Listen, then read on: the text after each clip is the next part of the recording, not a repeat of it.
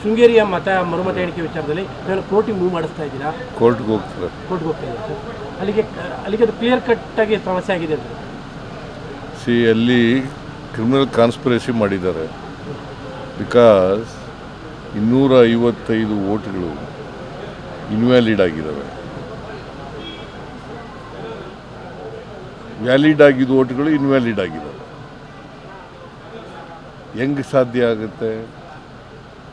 ಈಗ postal ಬ್ಯಾಲೆಟ್ಸು paper ಪ್ರತಿಯೊಂದು ಬ್ಯಾಲೆಟ್ನೂ ಕೂಡ ಎಲ್ಲ ಏಜೆಂಟ್ಗಳಿಗೂ ತೋರಿಸಿರ್ತಾರೆ. 12 ಜನ ಅಭ್ಯರ್ಥಿಗಳಿದ್ದಾರೆ, 12 ಜನ ಏಜೆಂಟ್ಗಳಿರ್ತಾರೆ, 12 ಜನಕ್ಕೂ ತೋರಿಸಿರ್ತಾರೆ.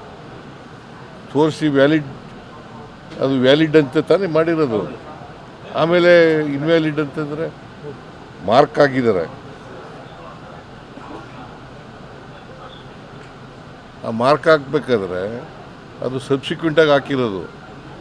ಬಹುಶಃ ನನ್ನ ಪ್ರಕಾರ ಹಿಂದಿನ ಸರ್ಕಾರ ಇತ್ತಲ್ಲ, BJP ಸರ್ಕಾರ ಇತ್ತಲ್ಲ, ಅವರು ಆ ಕಾಲದಲ್ಲೇ ಮಾಡಿರತಕ್ಕಂಥದ್ದು. ಬಿಕಾಸ್ ಕೌಂಟಿಂಗ್ ಆದಮೇಲೆ ಬಾಕ್ಸ್ಗಳನ್ನು ಕೊಟ್ಟು ಕಳಿಸ್ತಾರೆ. ಆ ಟೈಮ್ನಲ್ಲಿ BJPಯವರು ಮತ್ತು ಕ್ಯಾಂಡಿಡೇಟು ಜೀವರಾಜ್ ಅವರಿಬ್ಬರು ಕ್ಯಾಂಡಿಡೇಟು ಮತ್ತು ಈ ಸಿಬ್ಬಂದಿ ಅವರೆಲ್ಲ ಸೇರ್ಕೊಂಡು ಮಾಡಿರ್ತಕ್ಕಂಥ ಡೌಟ್ ನಮಗೆ ಇಲ್ಲ, ಡೌಟ್ ಅಲ್ಲ, ತಿದ್ದಿದ್ದಾರೆ. ಈಗ ಕೋರ್ಟಿಗೆ ಮೂವ್ ಮಾಡ್ತಾ ಇದ್ದೀವಿ.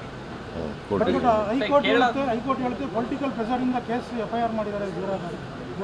ಪೊಲಿಟಿಕಲ್ ಪ್ರೆಷರ್ ಯಾವುದೂ ಇಲ್ಲ. ಪೊಲಿಟಿಕಲ್ ಪ್ರೆಷರ್ ಯಾವುದೂ ಇಲ್ಲ ಸರ್. ಕೇರಳದಲ್ಲಿ ಚೀಫ್ ಮಿನಿಸ್ಟರ್ ಗೌರ್ಮೆಂಟ್ ಮಾಡ್ತಾ ಇದ್ದೀರಿ. ಕೇರಳದಲ್ಲಿ ನಿಮ್ಮ ಪಾರ್ಟಿ ಗೌರ್ಮೆಂಟ್ ಮಾಡ್ತಾ ಇದೆ.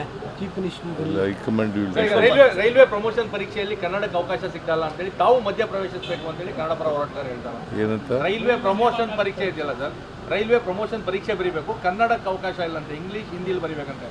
ಬೆಂಗಳೂರಲ್ಲಿ ಹೋರಾಟ ಯಾರು ಮಾಡ್ತಾ ಇರೋರು ಅದನ್ನು? ಮತ್ತೆ ತಾವು ಮಧ್ಯ ಪ್ರವೇಶ ಮಾತಾಡಬೇಕು ಅಂತ ಸರ್. ಈಗ ತಮಿಳುನಾಡಲ್ಲಿ ಹೊಸ ಗೌರ್ಮೆಂಟ್ ಬಂದಿದೆ. ಕೇಂದ್ರದವ್ರ ಮೇಲೆ ಬರೀರಿ.